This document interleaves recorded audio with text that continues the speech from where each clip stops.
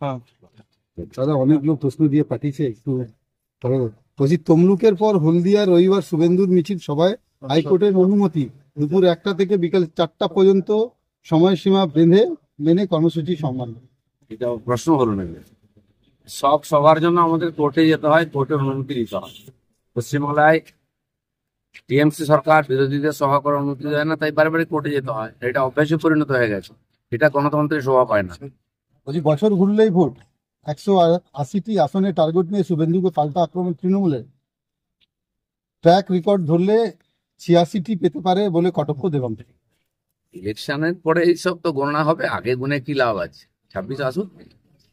তৃণমূলের হোর্ডিং এর যুদ্ধ, অভিষেক বন্দ্যোপাধ্যায়ের ছবি দেওয়া হোর্ডিং এর পাশাপাশি এবার যাদবপুরে দেখা গেল মমতা বন্দ্যোপাধ্যায়ের ছবি দেওয়া হোর্ডিং, হলুদ রঙের হোর্ডিং এ লেখা সর্বধানিকা জয় হোক যাদবপুর। এটা বিটি থেকে সুলেক মোড় পর্যন্ত লাগানো হয়েছে নতুন হোর্ডিং।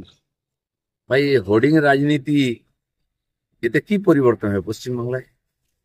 যার পয়সা আছে 4টে হোর্ডিং লাগিয়ে দেয়, যাকে কেউ চেনে না, যে জীবনে রাজনীতি করেনি, যে সমাজের জন্য কিছু করেনি, তারও বড় বড় হোর্ডিং আমরা দেখি। হোর্ডিং দিয়ে কিছু হবে না। যদি যাদবপুরের পরিবর্তন করার দরকার আছে গিয়ে করো, শিক্ষার পরিবেশ তৈরি করো, সে দম নেই। কে নেতা পার্টির মধ্যে সেই নিয়ে ঝগড়া চলছে, হোর্ডিং এর রাজনীতি শুরু হয়ে গেছে, এতে কিছু যায় আসে না। যাদবপুর যদি সমস্যা হয়, সমস্যা সমাধানের জন্য চেষ্টা করি। দাদা, পানিহাটি পুরপ্রধান পদ থেকে অভয়া শেষকৃত্য বিতর্ক, নাম জড়ালো তৃণমূল কাউন্সিলর, প্রাইস পোস্টিং বলছে নিহত চিকিৎসকের পরিবার।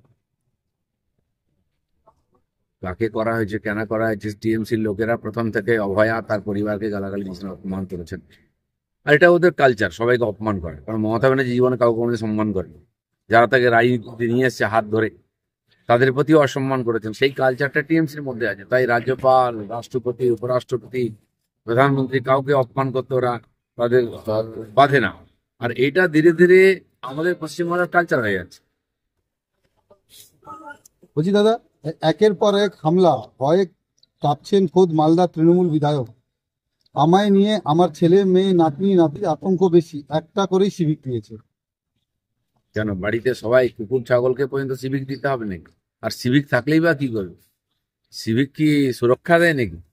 সিভিককে নিয়ে কাটমানি তুলতে যায় নেতারা। তো সেই জন্য বাড়ি বাড়িতে পুলিশ দিয়ে, সিভিক দিয়ে এক একজন নেতার বা কোনো বিশেষ ব্যক্তির সুরক্ষা তো সম্ভব নেই। পুরো সমাজের সুরক্ষা দেওয়ার দায়িত্ব হচ্ছে সরকারের। টিএমসির নেতাদের সুরক্ষা দিল, বাকি সমাজের লোকেদের কি হবে? তাদের জীবনের কোনো মূল্য নেই, মহিলাদের জীবনের সম্মানের কোনো মূল্য নেই। কি ধরনের কালচার শুরু হয়ে গেছে? নেতারা বলবে তার বাড়িতে একটা পুলিশ পাঠিয়ে দেবে, থানায় কোনো পুলিশ নেই, নেতার বাড়ি বাড়ি পুলিশ বসে আছে। এই ধরনের অ্যাডমিনিস্ট্রেশন একজন অসফল অ্যাডমিনিস্ট্রেটর হিসেবে মমতা ব্যানার্জি নিজেকে প্রমাণ করেছে। রাস্তা উদ্বোধনে গিয়ে মেজাজ হারালেন দিলীপ ঘোষ, কি বলবেন দিলীপ ঘোষ? মেজাজ হারায়নি, মেজাজ ঠিক রেখেই বলেছি, যা বলেছি ঠিক বলেছি। আর আমি খড়গপুরে দাঁড়িয়ে বলে দিচ্ছি, এই ধরনের বেয়াদবি করতে আসে কেউ যে পার্টির, তাকে বাড়ি থেকে টেনে নিয়ে রাস্তায় পিটবো না, সে যত বড় নেতা। দিলীপ ঘোষ কারো বাপের খায় না, কারো জমিদারিতে পা দেয় না। সেখানে যদি রাজনীতি করতে হয় ভদ্রভাবে করো, আর নাহলে ছ্যাবলামি করলে আমরাও জানি কাকে কিভাবে সিধা করতে হয়। খড়গপুরটা কারো বাপের জমিদারি নয়। দিলীপ ঘোষ পাড়ায় পাড়ায় ঘরে প্রত্যেক লোকের সুবিধা জানে। যে লোকটা চেয়ারম্যান থাকতে কিছু করেনি, এত বছরের কাউন্সিলর কিছু করেনি, এমএলএ থাকতে কিছু করেনি, সে বলছে আমি রাস্তা বানিয়েছি, আর বোর্ডে লেখা আছে অনারেবল এমপি দিলীপ ঘোষ। মানুষ কি ঘাসে মুখ দিয়ে চলে নাকি? বেহায়ার মতো মিছিল করছে ওখানে গিয়ে। আরে দম থাকলে ড্রেনটা করে দেখা, দিলীপ ঘোষ রাস্তা করে দিয়েছে।